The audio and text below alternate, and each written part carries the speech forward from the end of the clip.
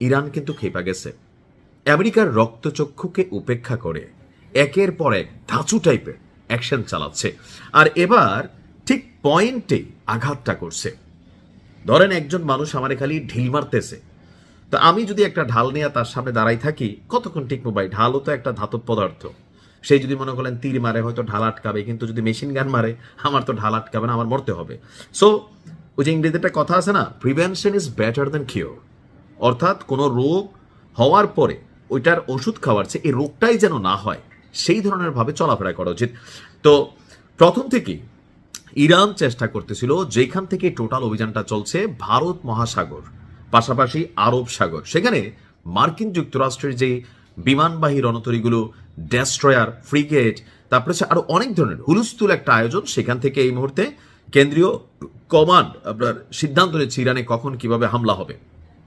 তো এর মাঝখানে ওই জাহাজগুলোকে নিরাপত্তা দেওয়ার জন্য ভারত মহাসাগরে একটা মার্কিন যুদ্ধ জাহাজ আপনার অপেক্ষমান ছিল বা নিরাপত্তা দিচ্ছিল। এবার সেই মার্কিন যুদ্ধ জাহাজকে শক্তিশালী হাইপারসোনিক মিসাইলের মাধ্যমে শরীর সমাধি করে দিয়েছে বীর জওয়ানরা আইআরজিসির। এক বিবৃতিতে আইআরজিসি জানায়, অপারেশন টু প্রমিস 4, অর্থাৎ এটা একটা ধারাবাহিক অপারেশন। গত বছর যখন ইসরায়েলের বিরুদ্ধে লড়াই চলেছে তখনও অপারেশন টু প্রমিস ছিল, এরপর এটা বিভিন্ন পার্টে আপনার সামনে আসছে। এই ধারাবাহিকতায় এই অভিযান চালানো হয়েছে। ইরানের দক্ষিণ উপকূল থেকে প্রায় 650 কিলোমিটার দূরে অবস্থিত একটি কৌশলগত মার্কিন সামরিক এই যুদ্ধ জাহাজের উপর সফল আক্রমণ পরিচালনা করা হয়েছে বলে তেহরানের পক্ষ থেকে আমাদেরকে ঈদ মোবারক জানানো হয়েছে।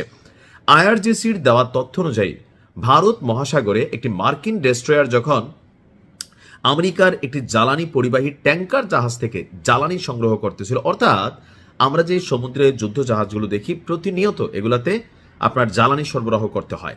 তো এটা একটা চেইন অফ লাইন থাকে, যেভাবে এই জাহাজগুলোর জন্য হিউজ পরিমাণ তেল লাইন মানে এখানে ব্যবহার করা হয়। তো ওই রকম এই জাহাজটাতে তেল নেওয়ার জন্য তারা সেইখানে গেছিল, আর এই সুযোগটাকেই সুযোগ পেয়ে কাজে লাগিয়ে দিয়েছে। বলা হচ্ছে ঠিক সেই মুহূর্তে যখন জ্বালানি সংগ্রহ করতেছিল, ঠিক সেই মুহূর্তেই এটাকে লক্ষ্যবস্তু করা হয়।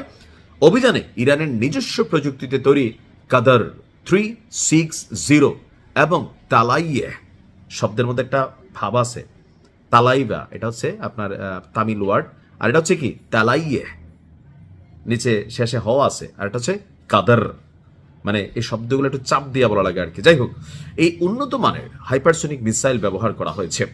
গোয়েন্দা প্রতিবেদনের বরাত দিয়ে আইআরজিসি বলছে, ক্ষেপণাস্ত্রের আঘাতে মার্কিন যুদ্ধজাহাজ এবং জ্বালানি ট্যাঙ্কার উভয়ই অগ্নিকাণ্ডের শিকার হয়েছে এবং বিশাল ধোঁয়ার কুণ্ডলী নিয়ে ভারত মহাসাগরে সলিল সমাধি হয়েছে।